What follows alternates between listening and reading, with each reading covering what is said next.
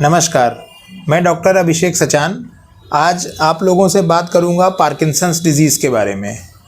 Parkinson's disease एक common neurodegenerative disorder है जो यूजुअली मोर देन 50 इयर्स के लोगों में पाया जाता है commonly, although it can also happens in younger age group also, but mostly it occur after 50 years of the age. Parkinson क्या है? पार्किंसन एक न्यूरोडिजेनरेटिव प्रोसीजर है, ब्रेन प्रोसेस है जिसमें ब्रेन में एक स्ट्रक्चर होता है सबस्टेंशिया नाइग्रा, जहाँ पर डोपामिनर्जिक न्यूरॉन्स होते हैं।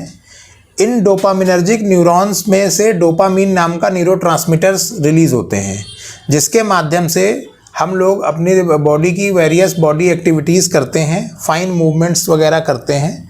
इसकी कमी की वजह से जो बीमारी उत्पन्न होती है उसको पार्किंसंस डिजीज़ कहते हैं। जैसा कि मैंने बताया, पार्किंसंस 50 साल के ऊपर के पेशेंट्स में होती है।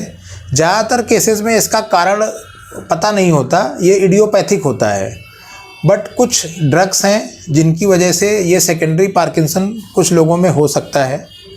अब इसको पहचानेंगे कैसे, इसके लक्षण क्या हैं? इसमें सबसे कॉमन लक्षण 4 लक्षण होते हैं मेनली, से ट्रेमर्स यानी कंपन, मरीज की बॉडी में कंपन होने लगता है और ये कंपन रेस्ट पे ज़्यादा होता है। जब पेशेंट आराम से बैठा होगा तो कंपन ज़्यादा होगा, अगर वो कुछ काम कर रहा होगा तो कंपन कम होता है। इसके अलावा बॉडी रिजिड हो जाती है, बॉडी में मरीज बताता है कि नहीं हमको डॉक्टर साहब बहुत स्टिफनेस फील हो रही है और हम अपना काम करते हैं तो बहुत टाइट सा लगता है। तीसरी चीज़ होती है इसमें ब्रेडिकाइनेजिया, यानी कि धीमापन, बॉडी में धीमापन हो जाता है, पेशेंट बहुत धीरे धीरे चलने लगता है, कोई काम करना होता है तो बहुत धीरे धीरे, फिंगर के मूवमेंट्स बहुत स्लो हो जाते हैं लाइक दिस, ये होता है। चौथी चीज़ होती है पोस्चरल इनस्टेबिलिटी, मरीज को चलने फिरने में काफ़ी समस्याएं होती हैं, चलने फिरने में बार बार गिरना, बैलेंस प्रॉपर ना बनना, ये सब चीज़ें। तो ये मेन 4 फीचर्स जो हैं पार्किंसंस डिजीज़ के कॉमन फीचर्स हैं। इसके अलावा मरीज की जो आवाज़ है वो धीरे धीरे करके धीमी होने लगती है, हैंड राइटिंग है वो धीरे धीरे करके छोटी होने लगती है। जब पेशेंट जब साइन करता है तो उसके बैंक में साइन मिलते नहीं हैं, तो क्योंकि उसके साइन छोटे हो जाते हैं या फिर कंपन की वजह से प्रॉपरली वो साइन नहीं कर पाता है। तो ये सब सारे लक्षण पार्किंसंस के होते हैं।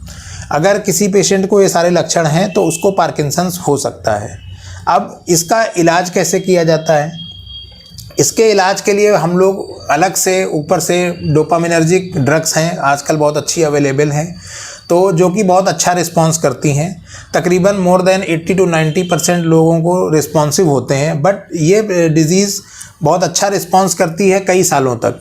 उसके बाद जब रिस्पॉन्सिव नहीं होते हैं पेशेंट तो हम लोग फिर उसमें आगे का प्रोसीजर DBS करते हैं, जिसको बोलते हैं डीप ब्रेन स्टिमुलेशन, जिसके माध्यम से पेशेंट को आगे भी हम लोग अच्छी तरीके से पेशेंट अपनी लाइफ स्टाइल जी सकता है, मरीज़ के चलने फिरने में आसानी हो जाती है, वो अपना रोज़मर्रा का काम कर सकता है और उसको किसी प्रकार की कोई दिक्कत नहीं रहती है। नमस्कार, थैंक यू।